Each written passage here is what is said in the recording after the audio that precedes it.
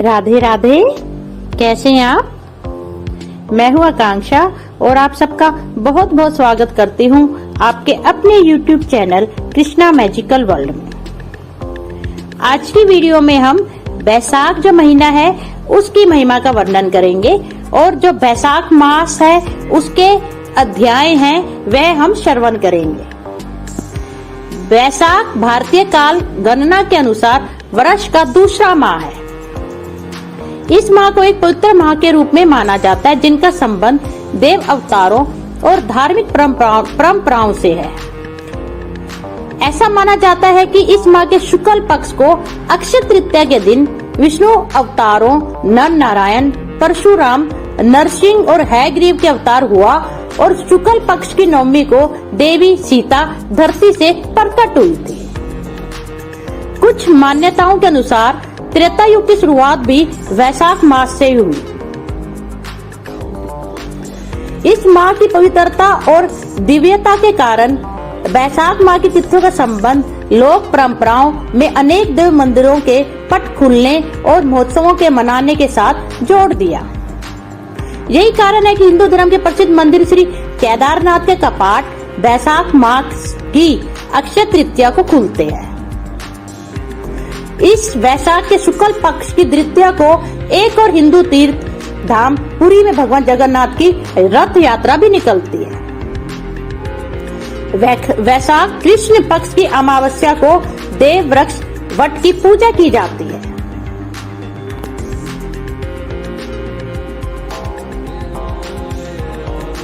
वैशाख महीने के मुख्य व्रत और त्योहार देख लेते कौन कौन से हैं।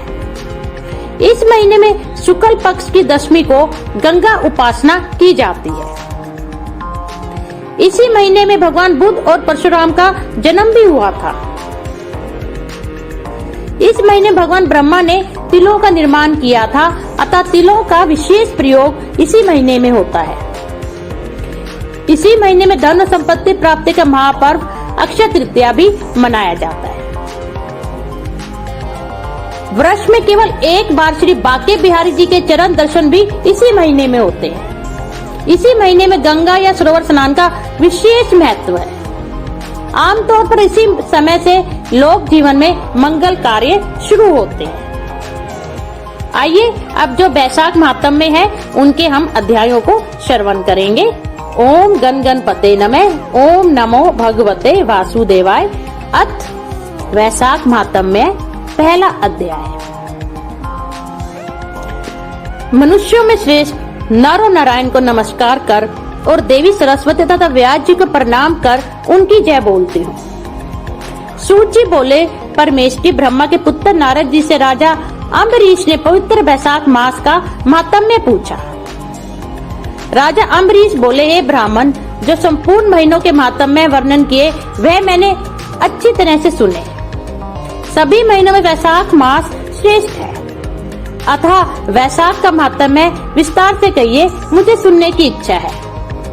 यह मास भगवान विष्णु को इतना प्रिय क्यों है और इसमें कौन कौन से धर्म कार्य उन्हें प्रिय है।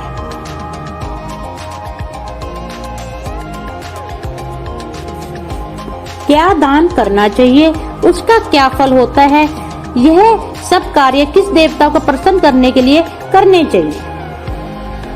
इस मास में करने योग्य काम क्या है, कौन से कार्य विष्णु भगवान को प्रिय हैं, इसमें क्या दान किस लिए और कब कब किया जाता है, उसका फल और उद्देश्य क्या है। इस माह में किन किन वस्तुओं से भगवत पूजन करना चाहिए। हे नारद जी, ऐसे मुझे विस्तार से सुनाइए, मैं श्रद्धा से सुनूंगा।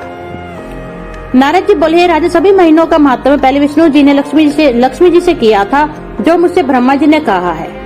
सब महीनों में कार्तिक, माघ और वैशाख मास श्रेष्ठ है। इन तीनों में भी वैशाख मास सबसे श्रेष्ठ माना गया है।